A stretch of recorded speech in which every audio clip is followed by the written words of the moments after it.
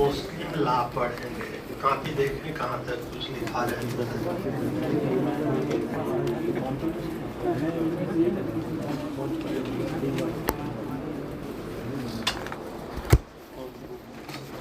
इसमें आपको पिछले टर्म पर पढ़ाए थे राइट टू लियन, धारणाधिकार। और धारणाधिकार का मतलब आपने ये पढ़ा था कि कोई भी मुस्लिम पत्नी है और वह अपने पति के जीवन काल में पति की संपत्ति पर पति की सहमति से कब्जा कर लेती है और इसके बाद पति की मृत्यु कारित हो जाती है, तो पत्नी उस पति की प्रॉपर्टी पर तब तक कब्जा बनाए रखने का अधिकार रखती है जब तक उसके मेहर की वसूली नहीं हो जाती है। तो कोई भी मुस्लिम पत्नी है अपने पति की सहमति से पति के जीवन काल में उसकी प्रॉपर्टी पर कब्जा कर लेती है, तो वह उस प्रॉपर्टी पर तब तक कब्जा बनाए रखने की अधिकारिणी है जब तक उसके पति के उत्तराधिकारियों के द्वारा या जो प्रॉपर्टी पर कब्जा बनाई है उससे जो लाभ प्राप्त हो रहा है जब तक मेहर की वसूली नहीं हो जाती है। लेकिन आपने देखा कि पत्नी पति की जिस संपत्ति पर कब्जा करती है वह सिर्फ कब्जा बनाए रखने की अधिकारिणी होती है। जिस संपत्ति पर उसने कब्जा किया है पत्नी उस संपत्ति की स्वामिनी नहीं होती है, उसका ओनरशिप उसमें नहीं होता है। अतः पत्नी जिस प्रॉपर्टी पर पोजीशन बनाई है वह उस प्रॉपर्टी को सेल नहीं कर सकती है, उसको एक्सचेंज नहीं कर सकती है, वह उसको गिफ्ट नहीं कर सकती है। पत्नी को सिर्फ कब्जा बनाए रखने का अधिकार है, न कि उस प्रॉपर्टी को विक्रय करने का उसको अधिकार है। लेकिन आपको बताए थे कि पत्नी जिस प्रॉपर्टी पर उसने कब्जा किया है तो वैध विवाह का परिणाम जब आपने पढ़ा था तो वहां पर आपको बताए थे कि वैध विवाह का एक परिणाम ये होता है कि पति पत्नी आपस में एक दूसरे के उत्तराधिकारी माने जाते हैं। तो पत्नी जिस प्रॉपर्टी पर पोजीशन बनाई है और उत्तराधिकार में उसको जितनी प्रॉपर्टी मिल सकती है उस प्रॉपर्टी को यदि वह ट्रांसफर करना चाहती है तो वह उस प्रॉपर्टी को ट्रांसफर कर सकती है।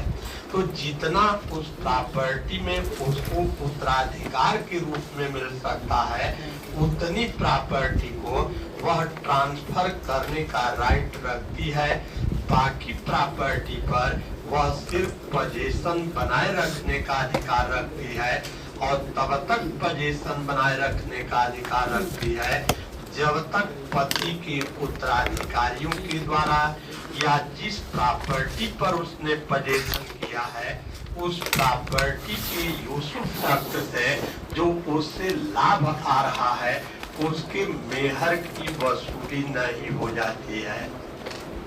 तो ये जो आपने लिखा है कि मैना बीबी वर्सेस वकील अहमद की केस, तो इस केस का फैक्ट ये है कि जैसे ये पत्नी है और पत्नी पति के जीवन काल में ही इसकी सहमति से इस प्रॉपर्टी पर कब्जा कर लेती है और कब्जा करने के बाद ये पति की मृत्यु कारित हो जाती है अब ये पत्नी क्या करती है कि इस प्रॉपर्टी को यह बी नामक व्यक्ति को गिफ्ट कर देती है और साथ ही साथ इस प्रॉपर्टी पर बी को पोजीशन भी दे देती है। तो अब ये मामला कोर्ट में गया और कोर्ट ने स्पष्ट रूप से इन्होंने जो गिफ्ट किया था उस गिफ्ट को वाइड घोषित कर दिया और कहा कि उस प्रॉपर्टी पर न तो विधवा का अधिकार है और न ही जिस व्यक्ति को उसने गिफ्ट किया है उस पर उसका राइट होगा, बल्कि इस प्रॉपर्टी पर जो पति के उत्तराधिकारी हैं उनका अधिकार होगा। पत्नी को प्रॉपर्टी पर सिर्फ पोजीशन बनाए रखने का अधिकार है।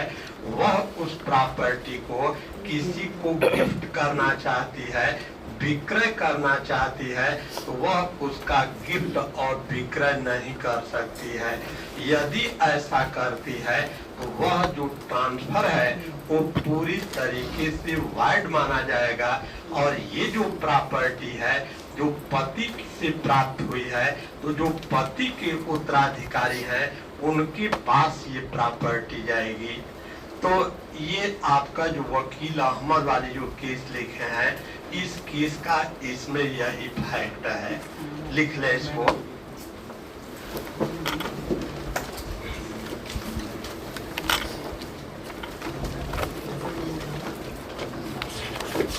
मैंने भी वकील क्या केस का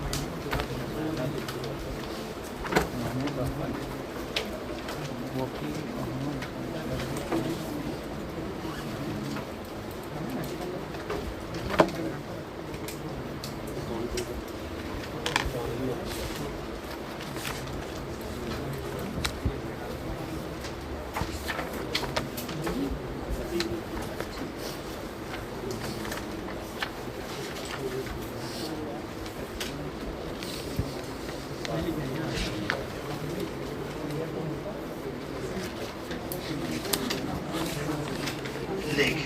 मैना बीबी वर्सेस चौधरी वकील अहमद 1925 प्रिवी काउंसिल लिखे कि प्रकरण में विधवा ने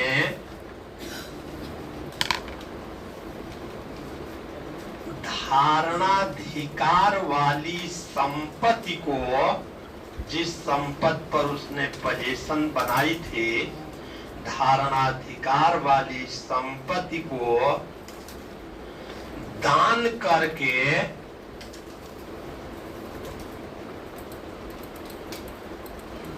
दान गृहीता को कब्जा भी दे दिया।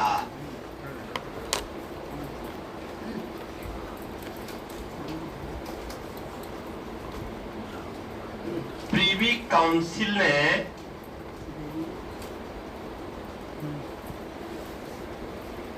दान को शून्य घोषित कर दिया।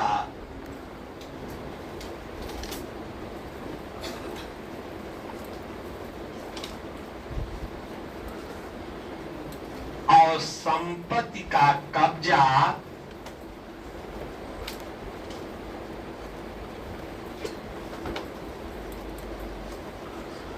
न तो विधवा को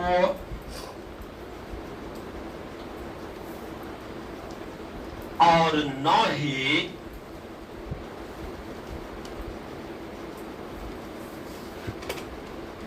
दान गृहीता को दिया।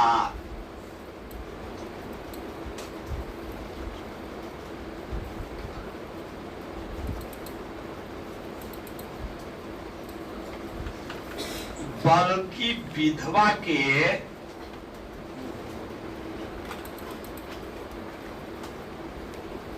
मृतक पति के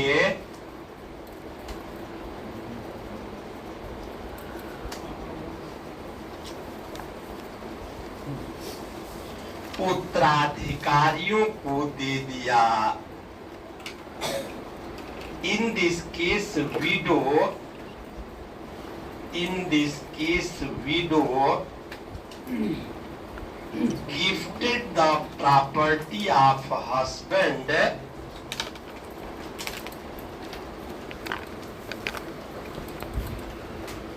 on which she retained possession.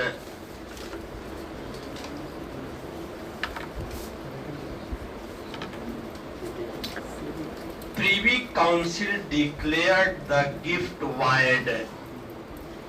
Privy Council declared the gift void.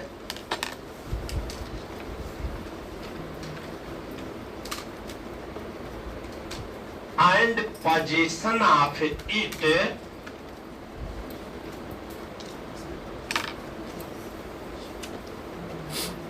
did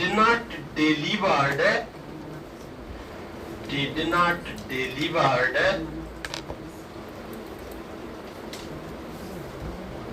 neither to widow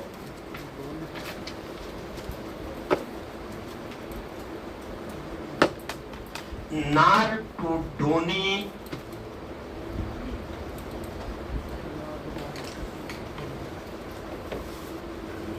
but delivered it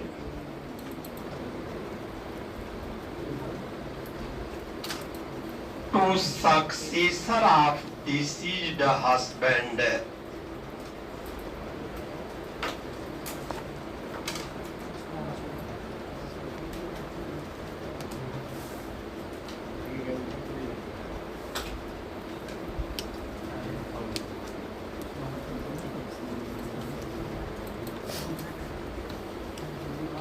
और आगे आपको बता दिए थे, इसमें भी आपने देख लिया कि पत्नी पति के जीवन काल में पति की संपत्ति पर जो कब्जा कर ली है और पति की मृत्यु कारित हो जाती है, तो पत्नी को उस प्रॉपर्टी पर केवल पोजीशन बनाए रखने का अधिकार है।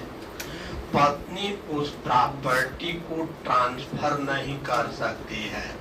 तो 1950 से पहले डिफरेंट हाई कोर्ट के इस पर डिफरेंट ओपिनियन था, लेकिन सुप्रीम कोर्ट ने 1950 में कदरू निस्सा की केस में स्पष्ट कर दिया कि पत्नी को प्रॉपर्टी पर सिर्फ कब्जा बनाए रखने का अधिकार है और प्रॉपर्टी को वह ट्रांसफर नहीं कर सकती है। इसी पॉइंट को नोट करें।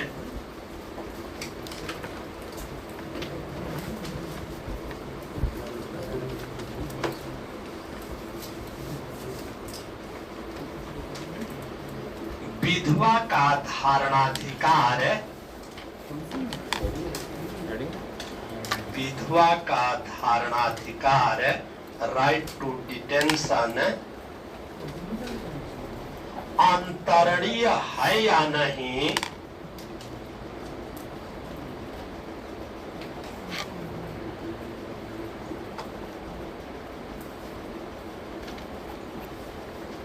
इस बिंदु पर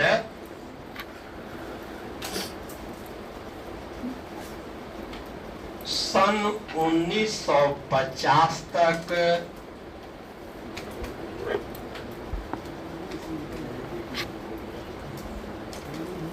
उच्च न्यायालयों में मतभेद था।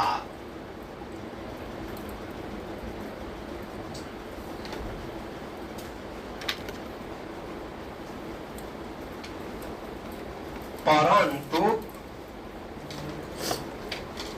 कपूर चंद वर्सेस कदरू निस्सा,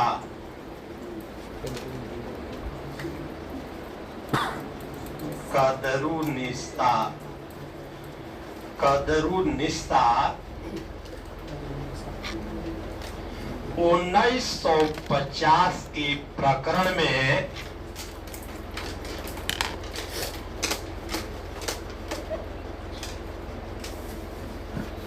स्पष्ट कर दिया कि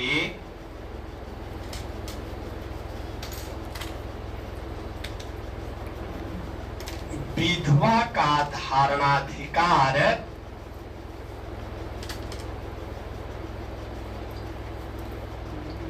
अंतरणीय नहीं है, अंतरणीय नहीं है। Whether right to detention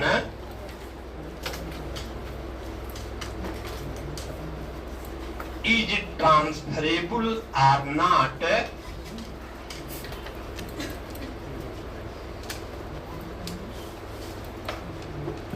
on this point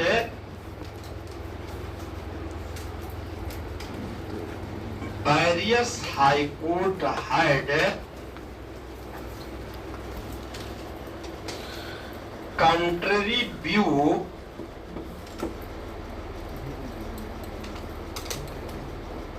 till 1950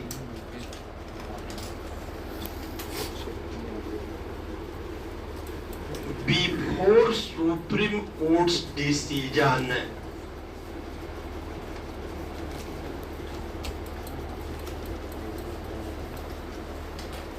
But in 1950,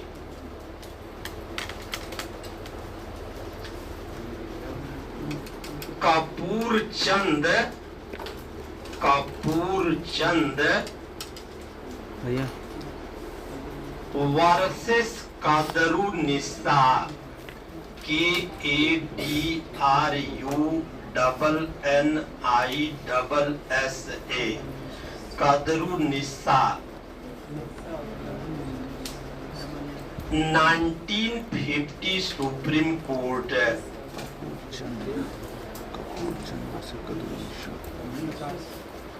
Supreme Court held that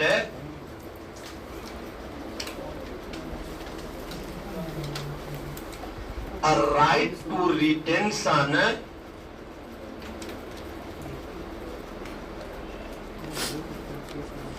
is not transferable.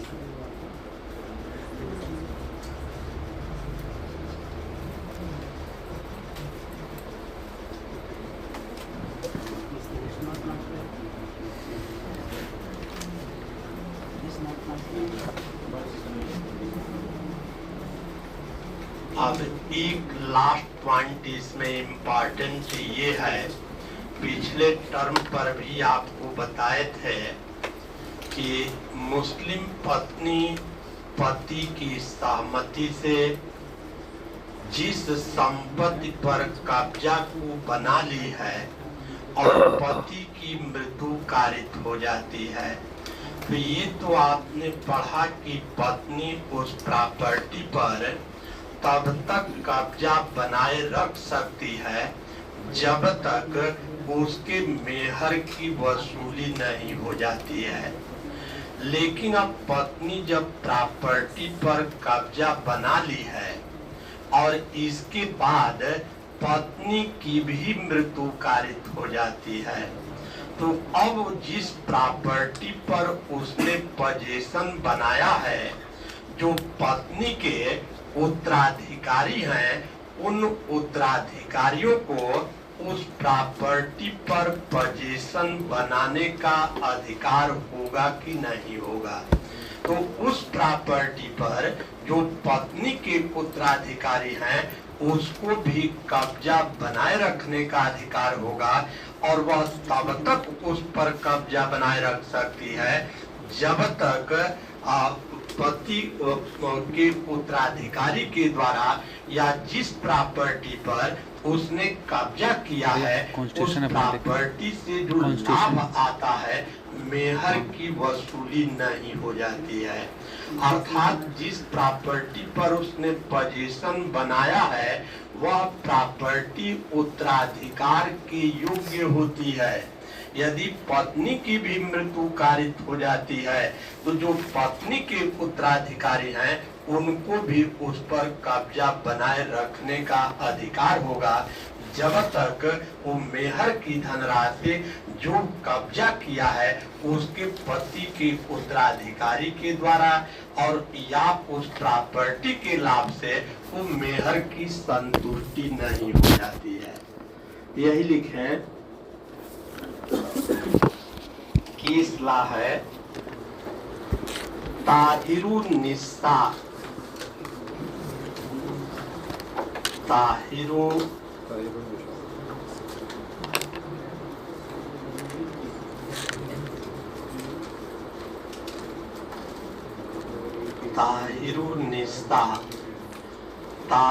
निस्ता बनाम नवाब हुसैन बनाम नवाब हुसैन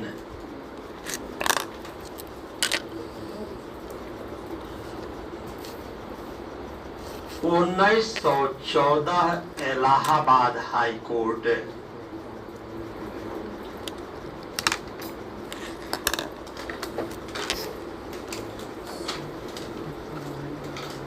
के प्रकरण में इलाहाबाद उच्च न्यायालय ने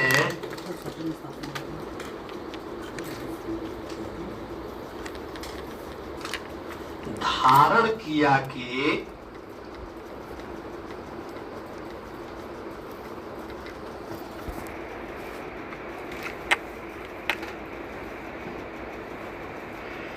विधवा का धारणाधिकार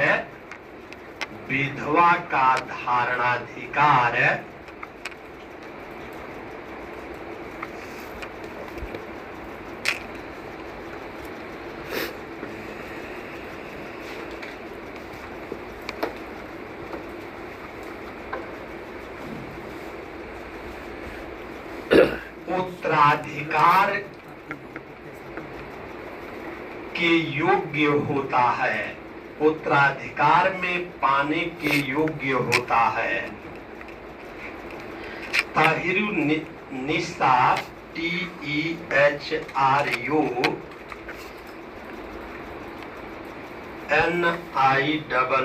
NISSA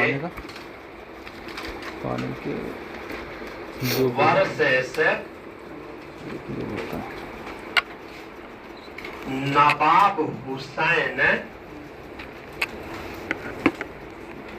1914 Allahabad high court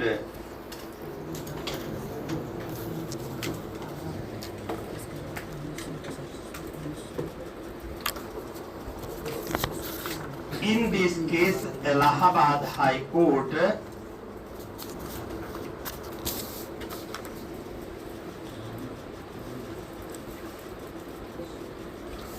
held that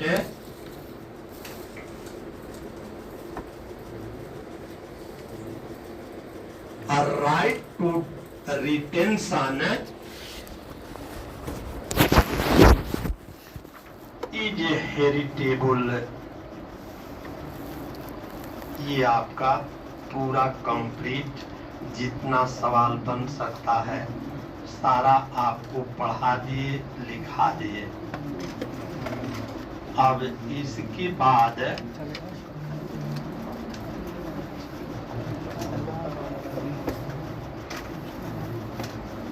अब नया चैप्टर आज शुरू किया जाएगा, dissolution of marriage. Dissolution of marriage, विवाह विच्छेद।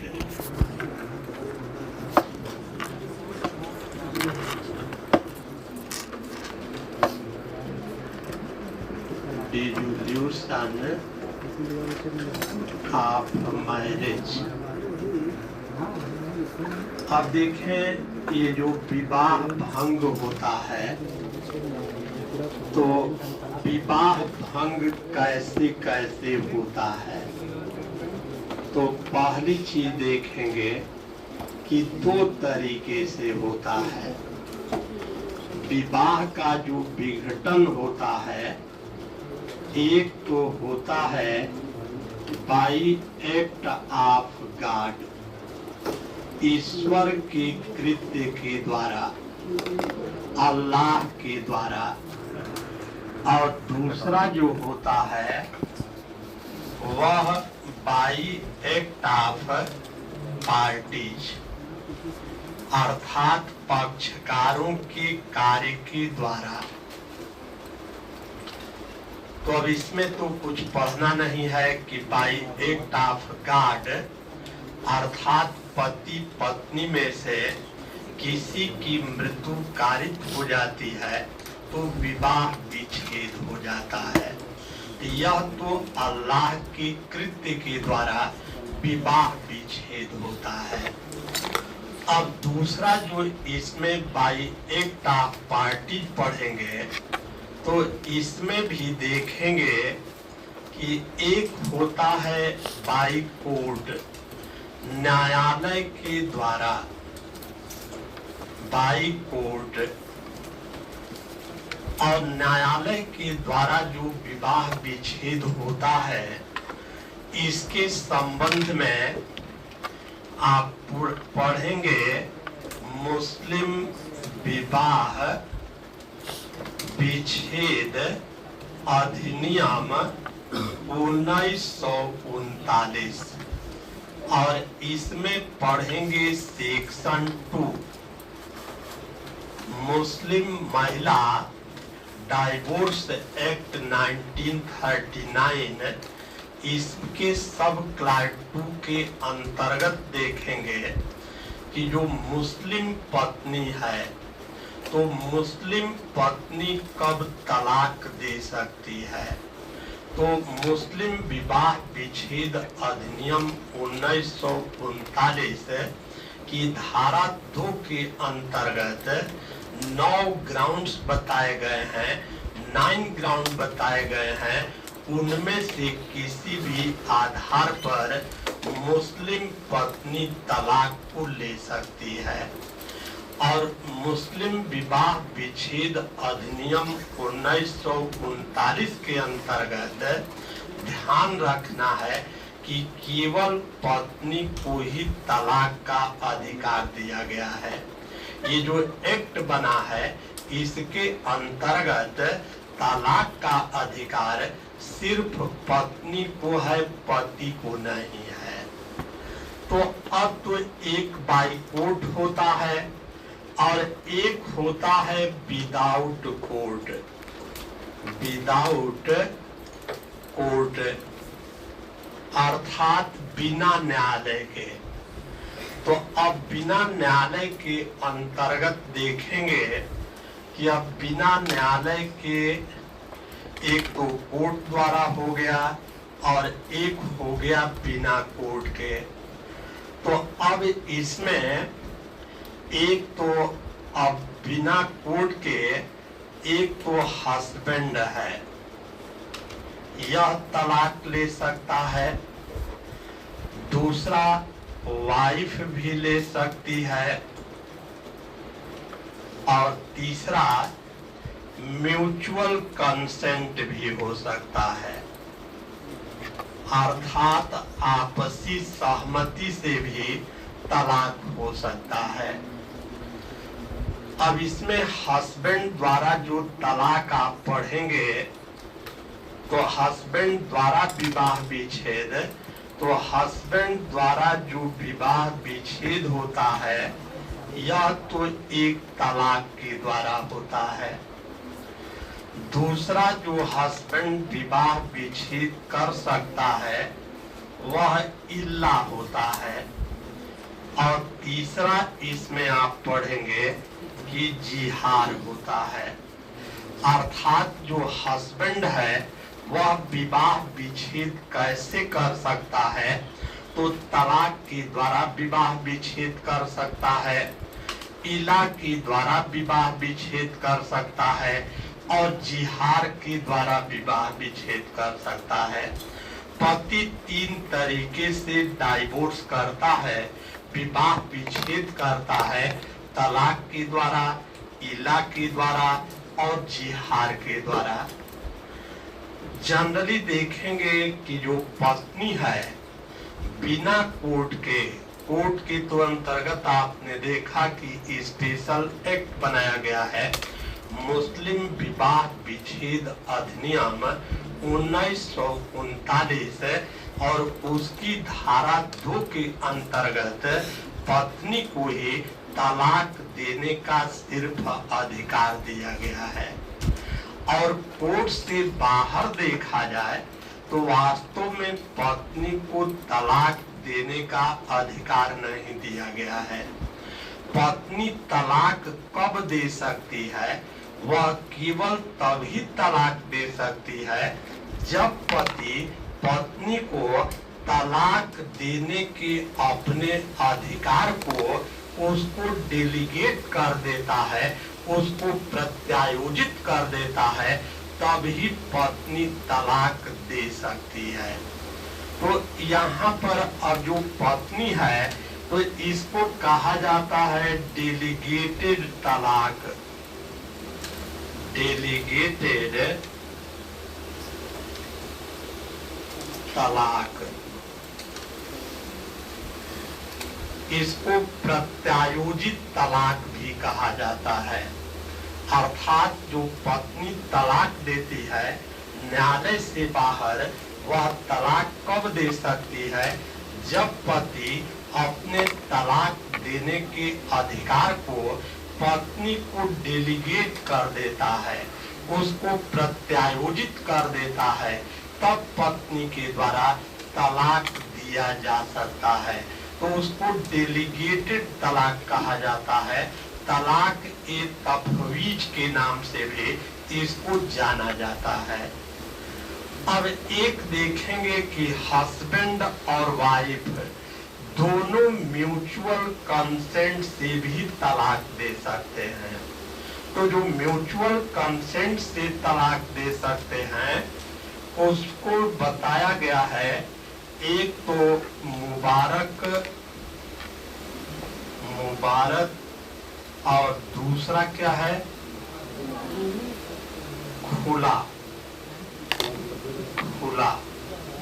मुबारक और खुला, ये जो दो विवाह हैं यह म्यूचुअल कंसेंट से, पति पत्नी की सहमति से यहाँ पर विवाह विच्छेद हो सकता है। तो एक मुबारक है और दूसरा इसमें आपने देखा कि खुला है। तो कुल मिलाकर के तलाक में हम लोगों को इतनी चीजें, इसीलिए बोले कि डिसोल्यूशन ऑफ मैरिज, तो जो विवाह का विघटन होता है ये बाई एक्ट ऑफ गॉड होता है, दूसरा बाई एक्ट ऑफ पार्टीज होती है, फिर एक न्यायालय के द्वारा विवाह विच्छेद होता है, दूसरा न्यायालय से बाहर विवाह विच्छेद होता है। तो जो न्यायालय द्वारा विवाह विच्छेद होता है उसके लिए अलग से मुस्लिम लॉ के अंतर्गत एक्ट बनाया गया है, मुस्लिम विवाह विच्छेद अधिनियम 1939, और उसकी धारा 2 के अंतर्गत पत्नी को तलाक देने का सिर्फ अधिकार दिया गया है।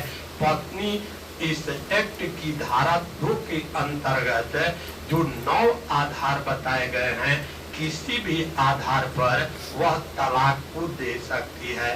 पति को यहाँ पर राइट नहीं दिया गया है। अब जो भी तलाक होता है वो न्यायालय से बाहर होता है। तो न्यायालय से बाहर होता है तो पति अब कब विवाह विच्छेद कर सकता है? तो उसके लिए 3 तरीका आपने देखा कि एक तो तलाक के द्वारा कर सकता है, दूसरा इला के द्वारा कर सकता है, और तीसरा जिहार के द्वारा कर सकता है। पत्नी को तलाक न्यायालय से बाहर तलाक देने का उसको अधिकार प्राप्त नहीं है। तो पत्नी तलाक कब दे सकती है? केवल एक परिस्थिति बताई गई है कि जब पति अपने तलाक के अधिकार को पत्नी को डेलीगेट कर देता है, उसको प्रत्यायोजित कर देता है, तब पत्नी के द्वारा तलाक दिया जा सकता है। और फिर आपने देखा कि म्यूचुअल कंसेंट, और म्यूचुअल कंसेंट पति पत्नी की सहमति से भी विवाह विच्छेद हो सकता है, और वो मुबारक और खुला आपने देखा। तो अब इसमें देखा जाए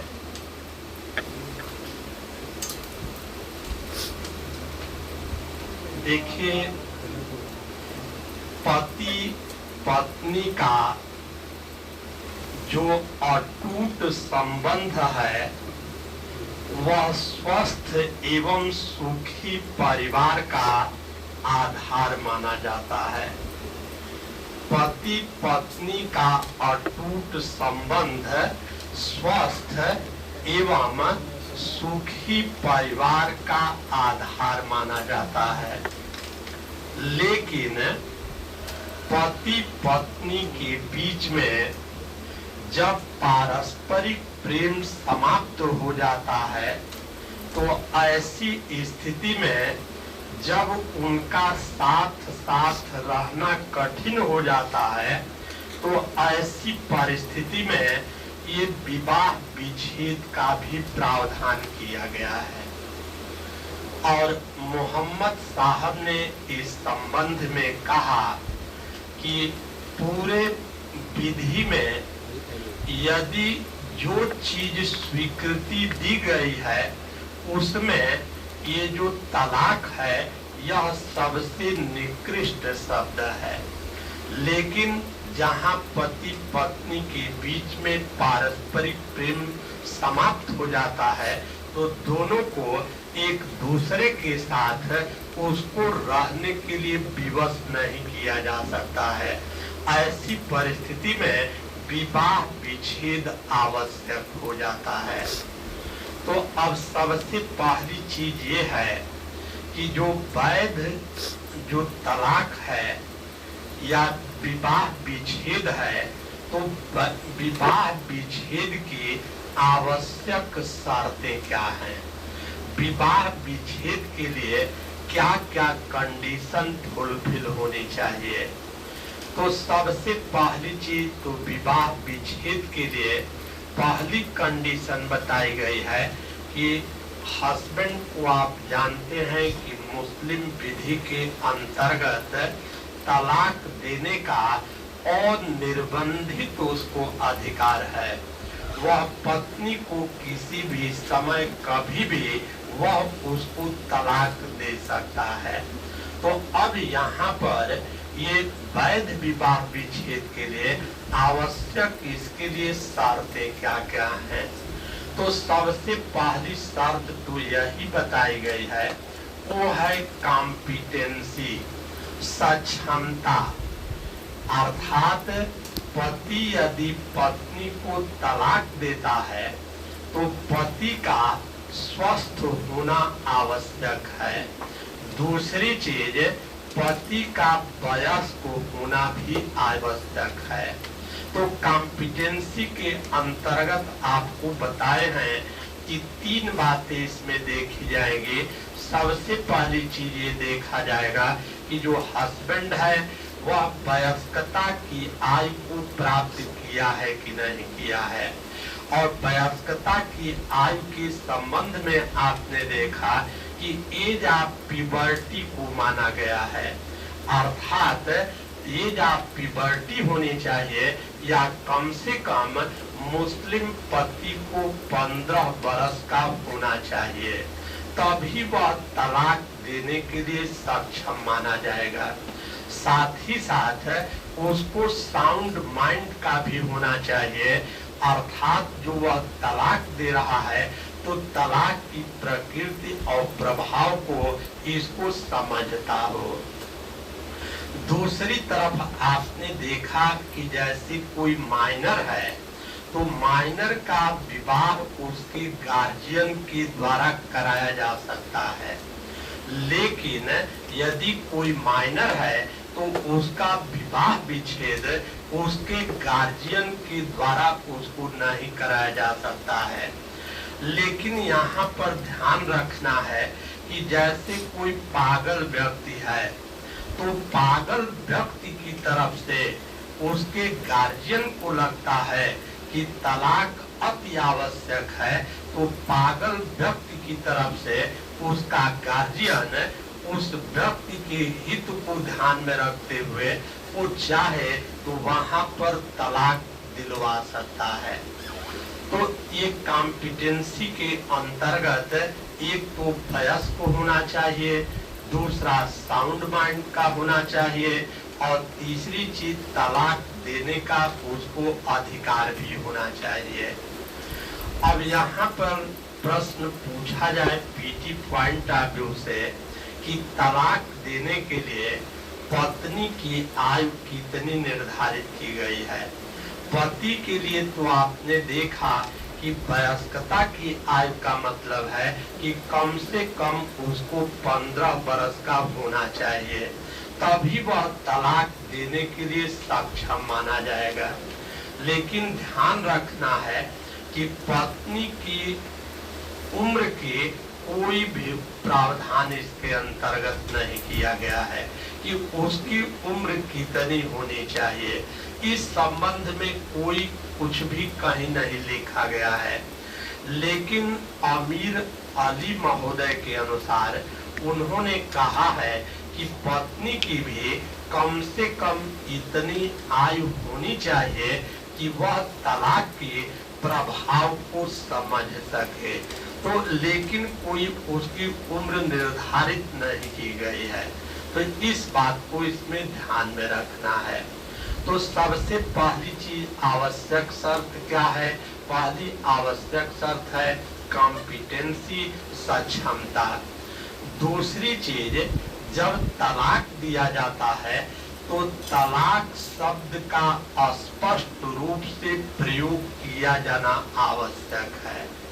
तलाक देते समय जो शब्द प्रयोग किया जाना चाहिए वह संदेहास्पद नहीं होना चाहिए, भ्रामक नहीं होना चाहिए, उसको पूरी तरीके से क्लियर होना चाहिए। और जहां पर यदि तलाक शब्द का प्रयोग तो कर दिया गया है, लेकिन तलाक देने का स्पष्ट रूप से संबोधन नहीं किया गया है, तो वहां पर सवाल उत्पन्न होता है कि तब वहां पर क्या किया जाएगा। तो वहां पर वास्तव में देखा जाता है कि पति का तलाक देने का इंटेंशन है कि नहीं है। जैसे एक पढ़ेंगे, मोहम्मद इरफान की केस है और उस केस के अंतर्गत पेशावर हाई कोर्ट की केस है। दो भाई थे और आपस में शहद की बोतल को लेकर के और झगड़ा करने लगे, और उसी समय बड़े भाई ने छोटे भाई से कहा कि यदि तुमसे मैं शहद की बोतल को छीन नहीं लिया तो मेरी पत्नी का तलाक समझा जाए। तो अब यहाँ पर यह प्रकरण पेशावर हाई कोर्ट तक गया और पेशावर हाई कोर्ट ने कहा कि यहाँ पर इसको तलाक नहीं माना जाएगा। यहाँ वास्तव में इंटेंशन को देखा जाए तो बड़े भाई का वहाँ पर इंटेंशन उस शहद की बोतल को प्राप्त करना था, न कि वहाँ पर उसका तलाक देने का आशय था। तो जहाँ तो जो तलाक शब्द है इसका स्पष्ट रूप से क्लियरली इसका प्रयोग किया जाना चाहिए। तीसरी चीज ध्यान रखना है कि स्वतंत्र सहमति। तलाक देते समय पति की स्वतंत्र सहमति का होना आवश्यक है। लेकिन ध्यान रखना है पीटी पॉइंट ऑफ व्यू से एक केवल हनफी विधि है। सुन्नी ला के 4 स्कूल आपको बताए थे और उसमें एक हनफी बताए थे। हनफी विधि को छोड़ दिया जाए तो बाकी चाहे सुन्नी ला है चाहे शिया ला है, दोनों के अंतर्गत तलाक के समय स्वतंत्र सहमति आवश्यक होती है। लेकिन हनफी विधि के अंतर्गत तलाक चाहे जिस तरीके से दे दिया जाए, चाहे तलाक गुस्से में आकर के दे दिया जाए, चाहे नशा में आकर के दे दिया जाए, चाहे हंसी मजाक में तलाक दे दिया जाए, वहां पर उसको तलाक मान लिया जाता है। लेकिन हनफी विधि को छोड़ करके चाहे शिया ला है चाहे सुन्नी ला है, दोनों विधियों के अंतर्गत तलाक के लिए स्वतंत्र सहमति का होना आवश्यक है। और चौथी चीज इसमें इम्पोर्टेंट ये है कि जब हस्बैंड तलाक देता है, जैसे ही तलाक शब्द का उच्चारण करता है, वैसे ही तलाक कंप्लीट मान लिया जाता है। तलाक देते समय पत्नी की उपस्थिति वहां पर कोई अनिवार्य नहीं होती है, और ये भी आवश्यक नहीं है कि पत्नी को जब तलाक की सूचना मिलेगी तब तलाक उसको माना जाएगा। तो तलाक जिस समय मुंह से केवल तलाक का उच्चारण कर दिया जाता है, वहीं से तलाक मान लिया जाता है। तो तलाक उच्चारित होने की तिथि से माना जाता है, न कि सूचना की तिथि से माना जाता है। और कुछ इसके लिए फॉर्मेलिटीज भी है। फॉर्मेलिटीज की जैसे तलाक है, तो ध्यान रखना है कि सुन्नी विधि के अंतर्गत तलाक मौखिक भी हो सकता है, लिखित रूप में भी हो सकता है, संकेतों के माध्यम से भी हो सकता है, पत्र के द्वारा भी हो सकता है, संदेश वाहक के द्वारा भी हो सकता है। लेकिन सुन्नी विधि के अंतर्गत तलाक देते समय गवाहों की उपस्थिति आवश्यक नहीं है। अब यहाँ ध्यान रखना है कि जब विवाह आपने को पढ़ाए थे तो वैध विवाह के अंतर्गत आपने देखा था कि सुन्नी विधि के अंतर्गत विवाह के समय 2 सक्षम गवाह का होना आवश्यक है। लेकिन तलाक देते समय सुन्नी विधि के अंतर्गत गवाह की उपस्थिति आवश्यक नहीं है। जबकि ध्यान रखना है कि शिया विधि के अंतर्गत तलाक केवल मौखिक रूप से ही दिया जा सकता है। यदि लिखित रूप में तलाक दिया जाता है तो वह तलाक शून्य मान लिया जाएगा। शिया विधि के अंतर्गत तलाक केवल मौखिक रूप में ही हो सकता है। और साथ ही साथ ध्यान रखना है कि शिया विधि के अंतर्गत तलाक देते समय 2 सक्षम गवाहों की उपस्थिति भी आवश्यक है। जबकि विवाह के समय आपने पढ़ा था कि शिया विधि के अंतर्गत वैध विवाह के लिए गवाहों की उपस्थिति आवश्यक नहीं होती है। लेकिन शिया विधि के अंतर्गत तलाक देते समय 2 सक्षम गवाहों की उपस्थिति भी आवश्यक है। तो नोट करें।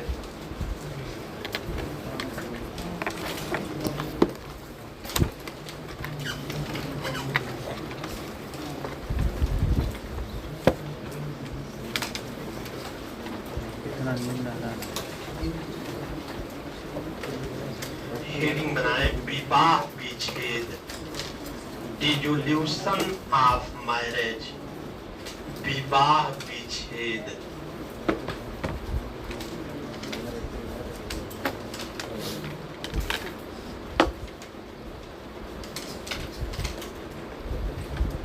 लिखिए, जब अल्लाह द्वारा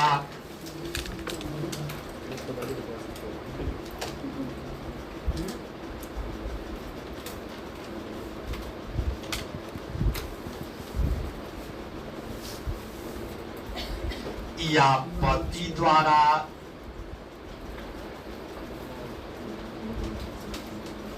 या पत्नी द्वारा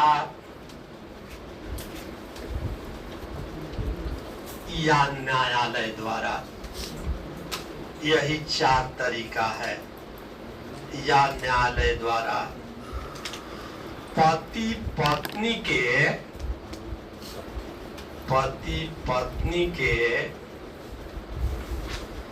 दाम्पत्य जीवन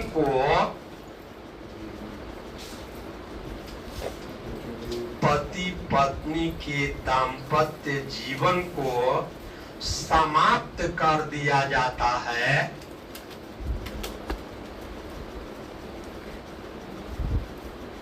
तो उसे विवाह विच्छेद कहते हैं। ये विवाह विच्छेद का अर्थ हुआ कि जब अल्लाह द्वारा या पति द्वारा या पत्नी द्वारा या न्यायालय द्वारा पति पत्नी के दाम्पत्य जीवन को समाप्त कर दिया जाता है तो उसे विवाह विच्छेद कहते हैं। When matrimonial life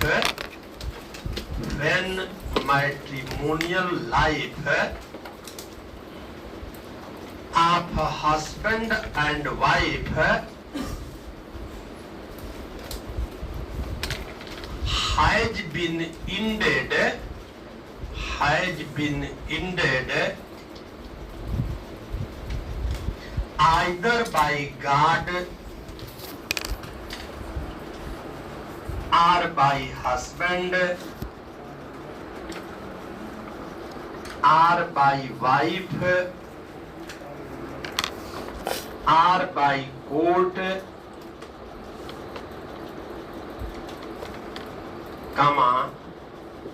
it is known as dissolution of marriage.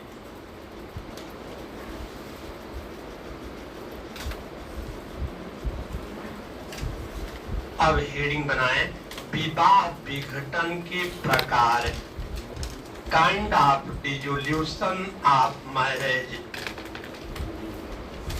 Kind of dissolution of marriage.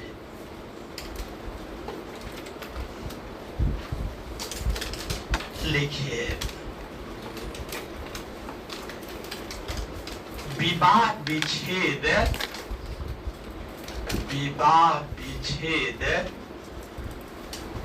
निम्नलिखित 4 प्रकार का होता है। There are 4 ways of dissolution of marriage.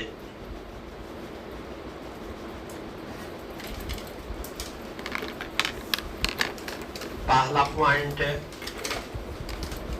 अल्लाह द्वारा, बाय गॉड।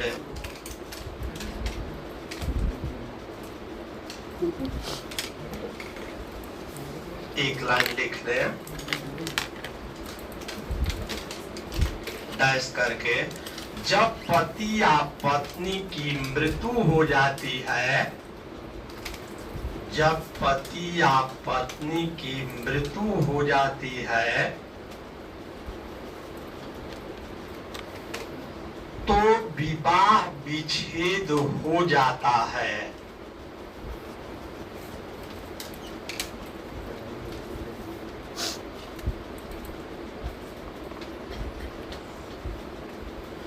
इसी को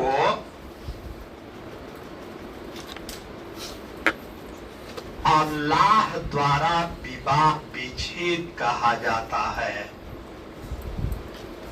When either husband or wife becomes dead,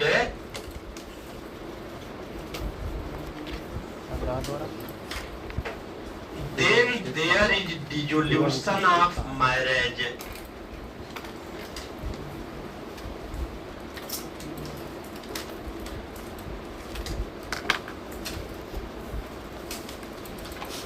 दूसरा लिखें, पति द्वारा, बाय हस्बैंड।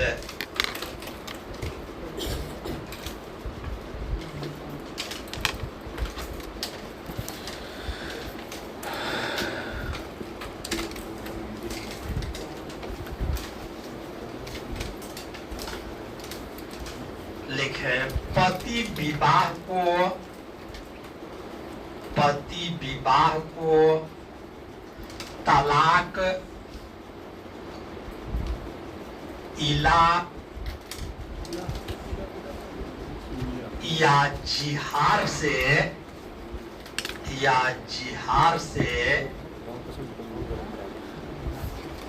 विवाह को विच्छेदित कर सकता है। पति विवाह को तलाक, इला या जिहार से विवाह को विच्छेदित कर सकता है। हस्बैंड में डिसोल्यूट मैरिज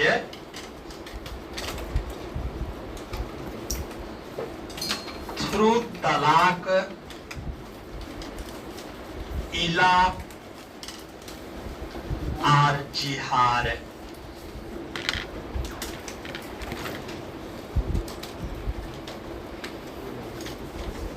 तीसरा, पत्नी द्वारा बाई वाइफ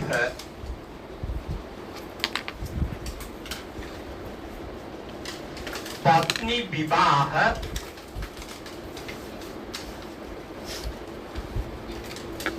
खुला या मुबारक के माध्यम से,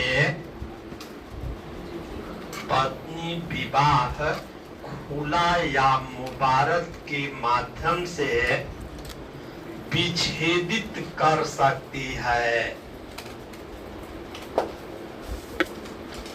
वाइफ में डिसोल्यूट मैरिज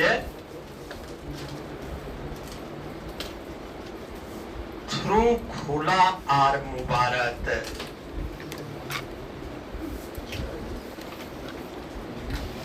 चौथा, न्यायालय द्वारा बाई कोर्ट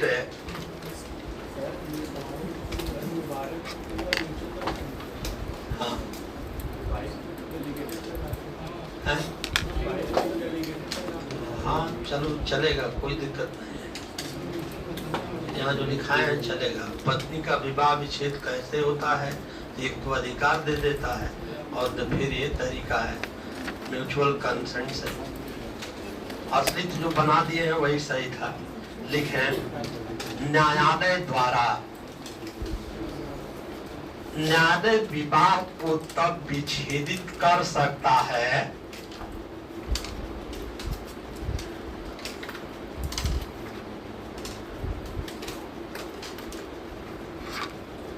जब पत्नी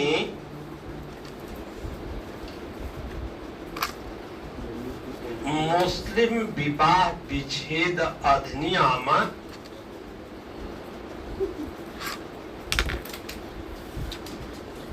1939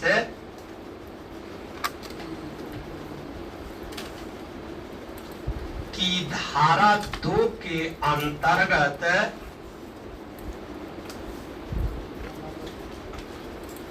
इसकी याचिका लाती है।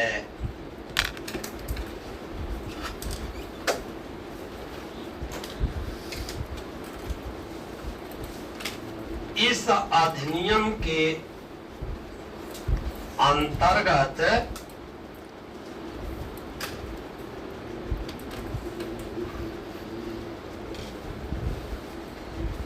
विवाह विच्छेद की याचिका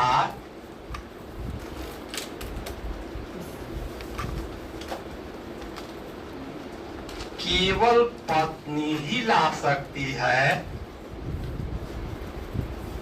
पति नहीं। कोर्ट में डिसोल्यूट marriage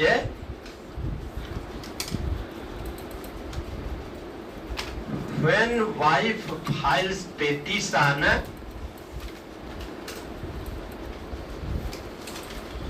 under section 2 of Muslim Marriage Dissolution Act 1939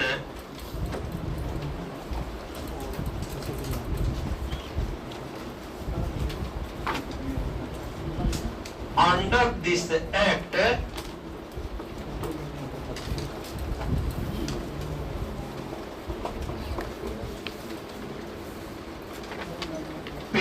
petition for dissolution of marriage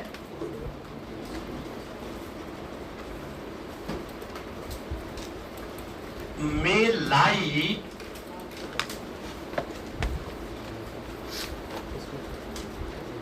only by wife, not by husband.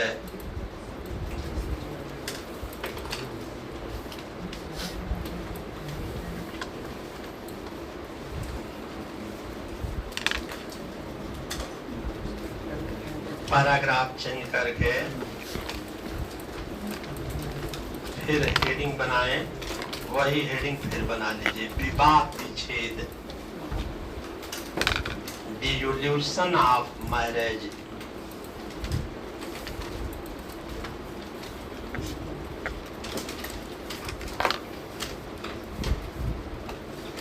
लिखिए, पति पत्नी का अटूट संबंध, पति पत्नी का अटूट संबंध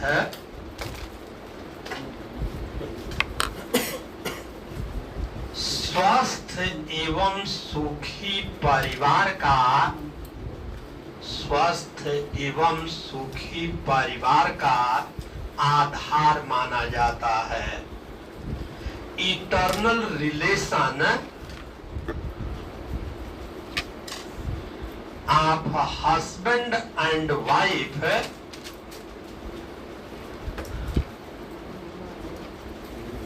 is considered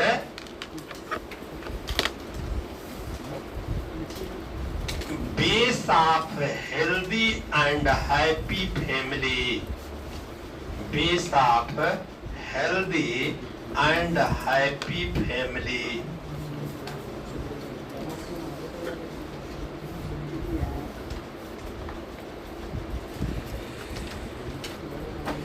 अतः इस्लाम धर्म में मान्यता है, अतः इस्लाम धर्म में मान्यता है कि जहां तक संभव हो सके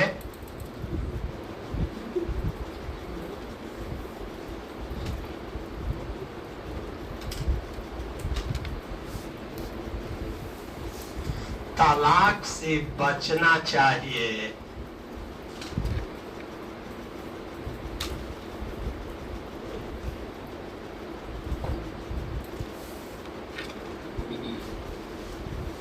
किंतु यदि पति पत्नी के बीच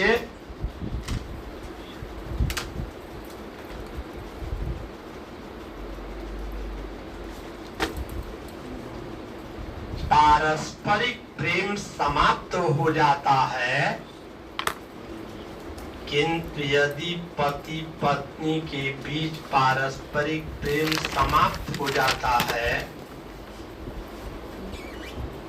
तो उन्हें साथ रहने के लिए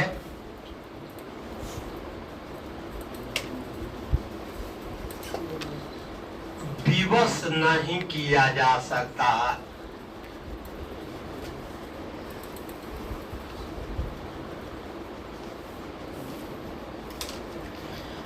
ऐसी दशा में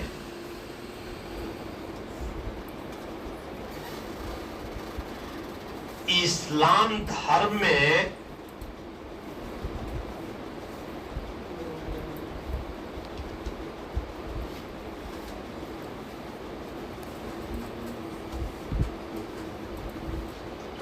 विवाह विच्छेद का प्रावधान किया गया है।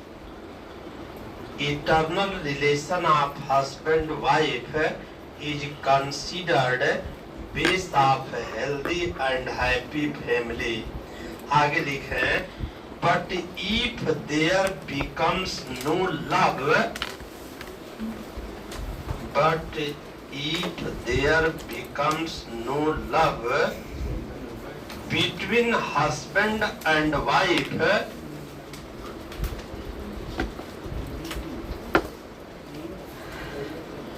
then they cannot be compelled to live together.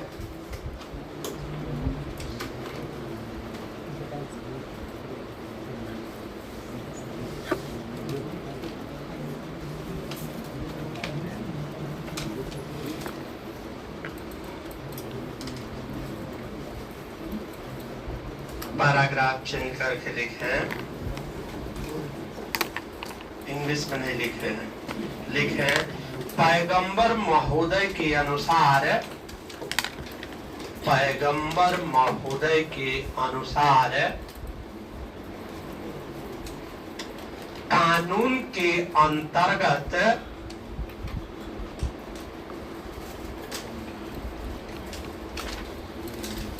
जिन चीजों को स्वीकृति दी गई है, जिन चीजों को स्वीकृति दी गई है,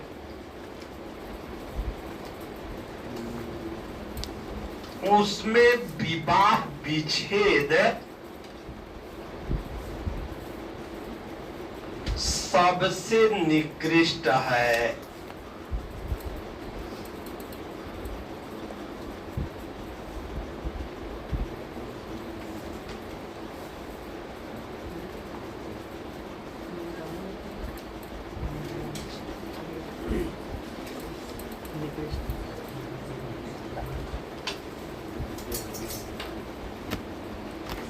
पैराग्राफ चेंज करके लिखें, तलाक अरबी भाषा का शब्द है,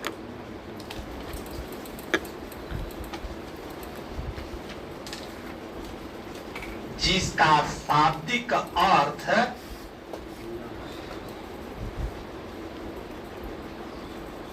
निर्मुक्त करना,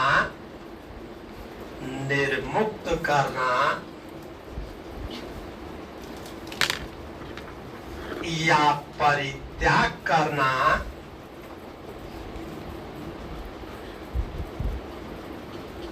या नामंजूर करना होता है।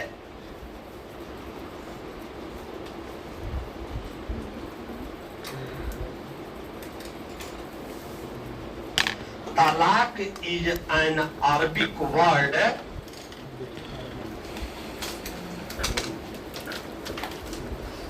its literal meaning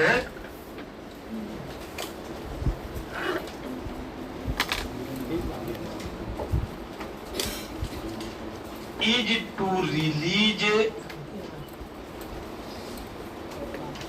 निर्मुक्त करना, रिलीज करना, or to give up,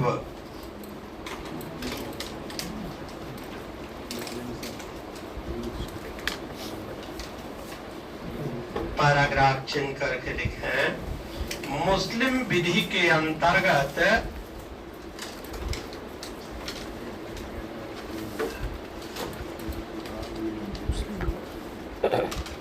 निकाह के बंधनों से छुटकारा पाना, निकाह के बंधनों से छुटकारा पाना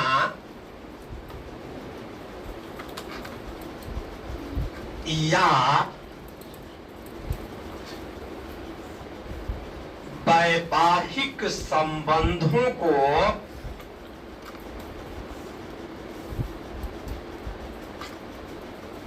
समाप्त करने को तलाक कहते हैं। In Muslim law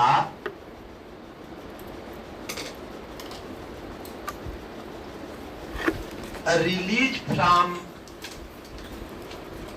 bonding of marriage or ending of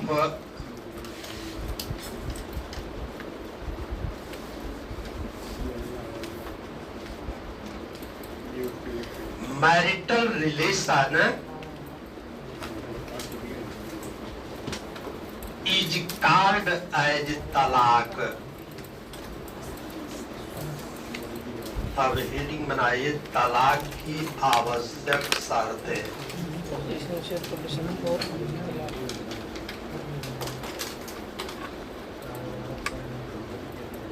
essential condition of तलाक।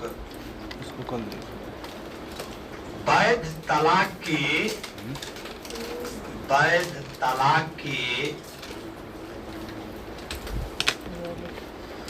निम्नलिखित आवश्यक शर्तें होती हैं। वैध तलाक की निम्नलिखित आवश्यक शर्तें होती हैं। There are following essential condition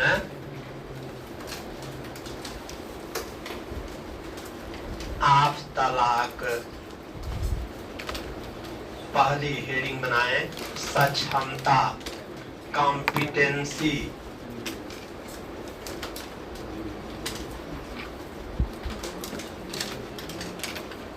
लिखिए, तलाक देने के लिए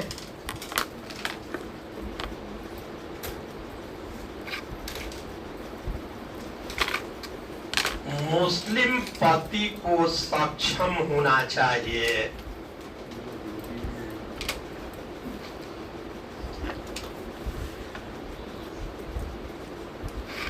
अर्थात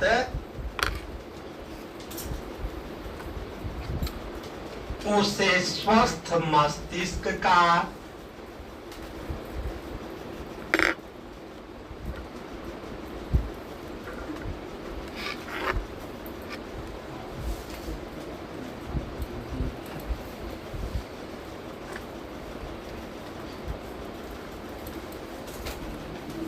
और वयस्क होना चाहिए।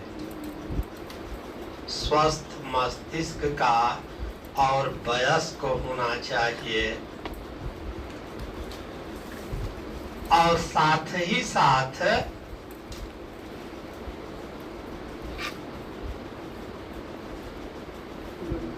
मुस्लिम विधि द्वारा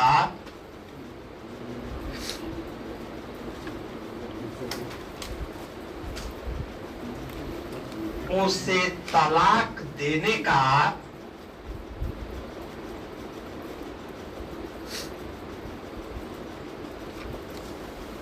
अधिकार भी प्राप्त होना चाहिए।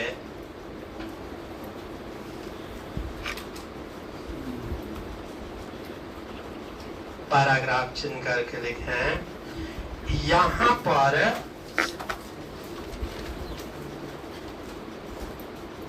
स्वस्थ मस्तिष्क का तात्पर्य है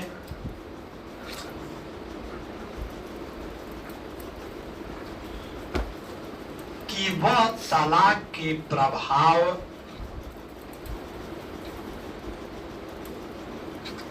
और स्वभाव को समझता हो।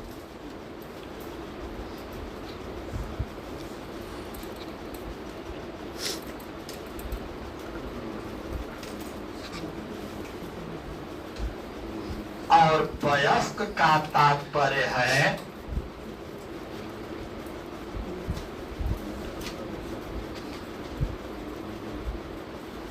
कि उसकी उम्र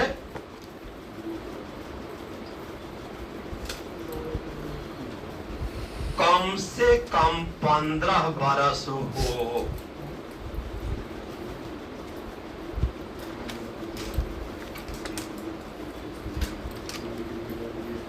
पैराग्राफ चेंज करके आमिर अली के अनुसार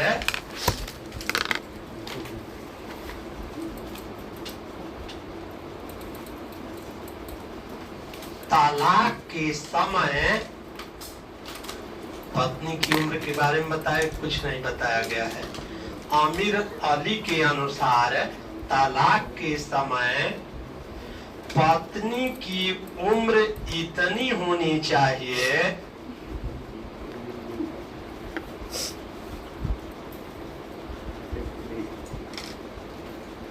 कि वह तलाक के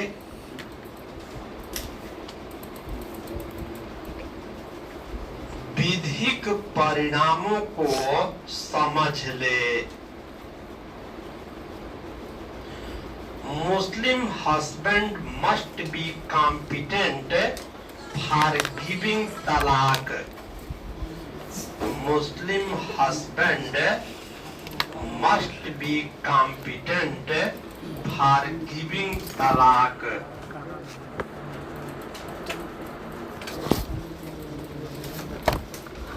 He must be sound mind. He must be sound mind and major.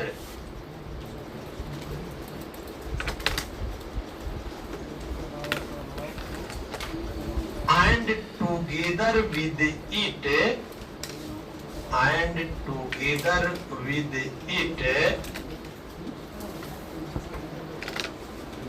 he also has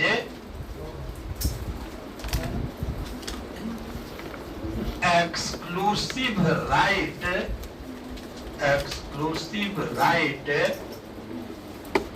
of giving talaq.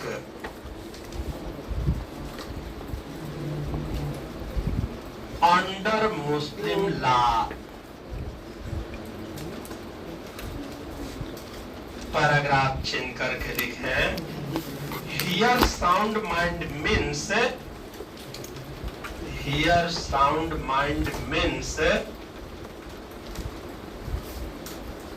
he must be understood the effect and nature of talaq.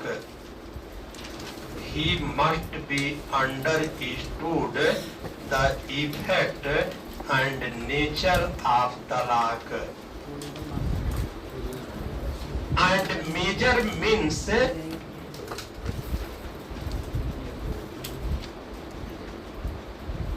he must be at least 15 years of age.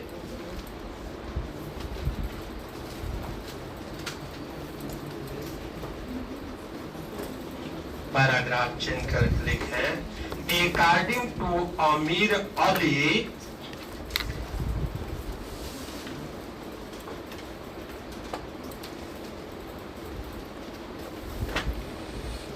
at the time of talaq,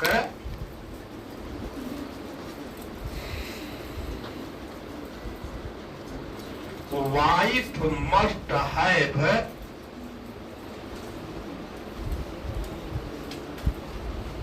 that age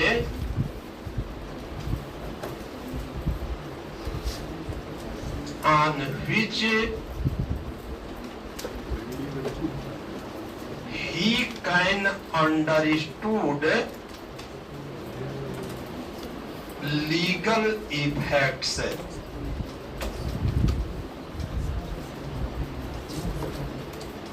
heading बनाकर छोड़ दें. अस्पष्ट शब्द, clear words, अस्पष्ट शब्द कल लिखेंगे.